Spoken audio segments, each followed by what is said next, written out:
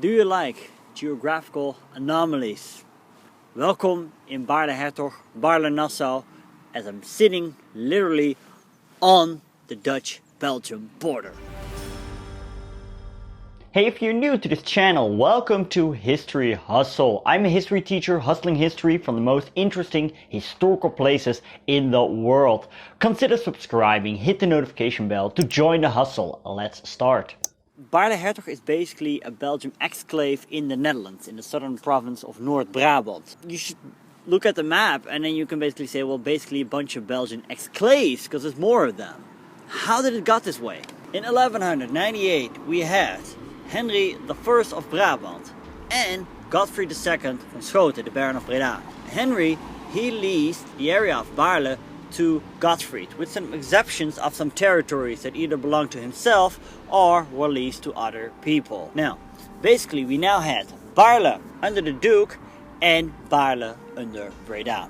In the upcoming years we had famines, we had epidemics, and the population of Baarle under Breda managed to grow much faster than the one of under the Duke. Around 1400, barrier problems arose. See, the roads were subjected to Baarle under Breda. However, the inhabitants of Baarle under the Duke, Baarle-Hertog, they didn't pay taxes, so they basically were using the roads illegally free of charge.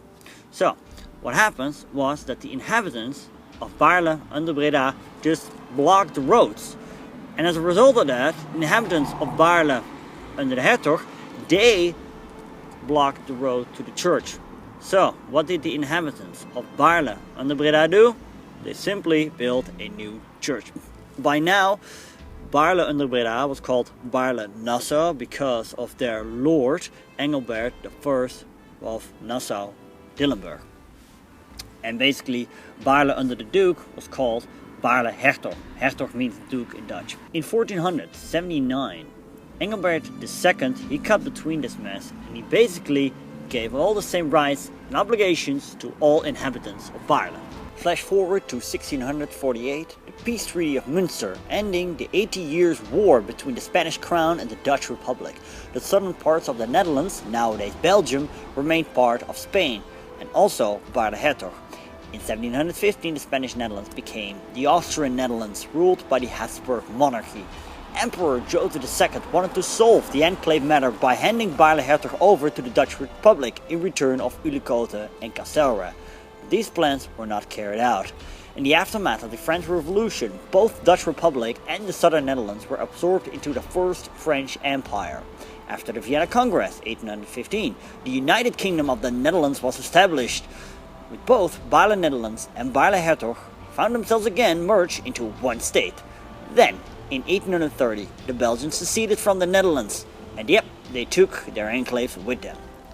In 1843, there was the Treaty of Maastricht. Here, Belgium and Dutch diplomats tried to solve the enclave matter, but they did not succeed, and thus it was concluded that they maintained the status quo that dated back from the Middle Ages. In 1882, the old proposition of Joseph II to swap Baarle-Hertog for Ulricote and Castlereagh was brought back to the table. The Dutch, however, they declined. And so, ever since, multiple attempts have been made to draw a straight border. But looking at current events, well, they still didn't succeed in that. And in 1995, these borders had been made official. So, this gives us an interesting situation. Now, one funny story to wrap up this video with: the First World War.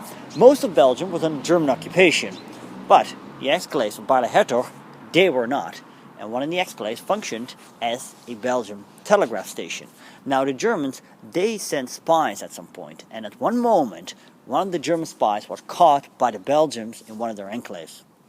Now, they did not want any trouble with the Dutch, so they decided to set the spy free, only after warning the Dutch authorities, who caught him as soon as the German crossed the street.